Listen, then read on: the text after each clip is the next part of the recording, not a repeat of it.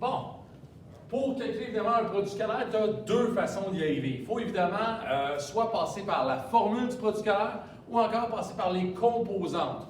Je vais le faire dans les deux cas pour évidemment t'illustrer mon propos, ça se fait de les deux façons. Donc, si je fais ça évidemment à l'aide de la formule. Donc, si la formule, il faut la savoir. Donc, le produit scalaire, c'est quoi? C'est la norme du premier vecteur fois la norme du deuxième vecteur fois le cosinus de l'angle, j'appelle ça l'angle bêta, c'est l'angle évidemment entre les deux vecteurs lorsqu'ils sont placés queue à queue. Donc, pour ce faire, regarde ce que j'ai présentement. Bien, on connaît la première norme, c'est de 14, ça c'est réglé. La norme de U, ça je suis capable de calculer ça, je te fais ça ici, donc norme du vecteur U.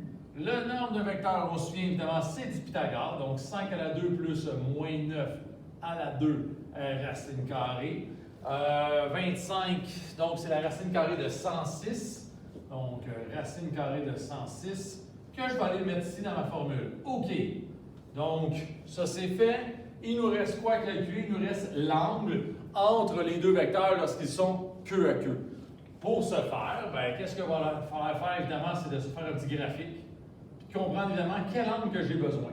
Donc, si je fais un petit graphique ici rapidement, 5 moins 9, on est environ arrangé comme ça. Et l'autre, 14 newtons sud, 12 degrés ouest. Donc, 12 degrés ouest, on s'en va ici. Je m'en vais de 12 degrés vers l'ouest. Donc, sud, 12 degrés vers l'ouest, ici. Parfait. Là, ce qui nous manque, c'est l'angle qui est ici. Bon, je vais l'appeler l'angle A. Je vais faire un petit triangle. Ça mesure 5, ça mesure 9. Je te le fais ici plus grand ton triangle, si tu veux le voir. 5, 9, angle droit ici, angle A. Pour y arriver, je fais une tangente, donc tangente inverse de 5 sur 9 va me donner l'angle A. Calculatrice en main, pas le choix, je m'assure d'être en degrés. Donc 5 divisé par 9 et je fais une tangente inverse là-dessus. J'ai 29,05 degrés. 29,05 degrés. On a ça. Je te rappelle évidemment que ici, je cherche l'angle entre les deux degrés, entre les deux. Donc, l'angle bêta, ça va être quoi? C'est 29,05 plus le 12. OK? Donc, je recherchais l'angle quand les vecteurs sont queue à queue. Donc, c'est un angle de 41,05, évidemment, si je ne me trompe pas. Ça, OK.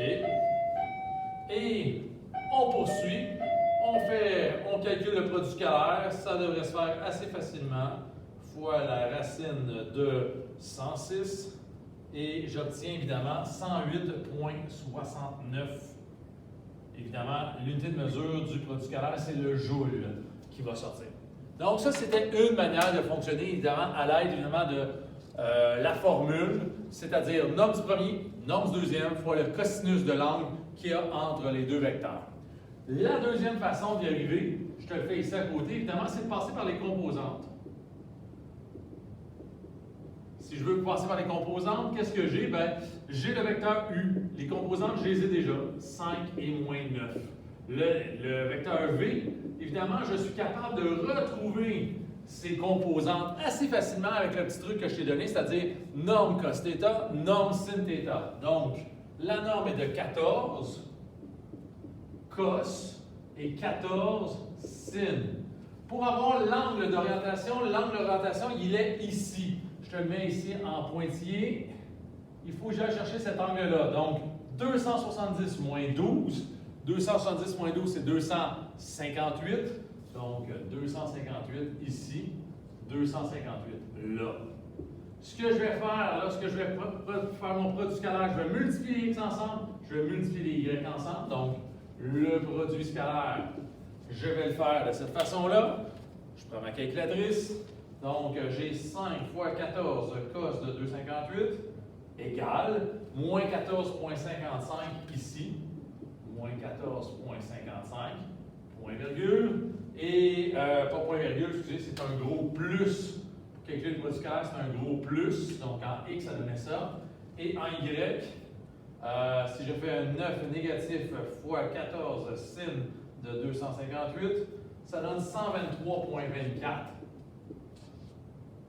24, quasiment 25, 24, 3 petits points là-dessus. Que si je vais chercher évidemment ce que j'ai mis en mémoire en A, bien devine quoi, ça donne exactement la même chose. C'est normal, c'est le même produit scalaire.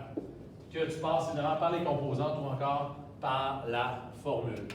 Voilà, capsule du produit scalaire.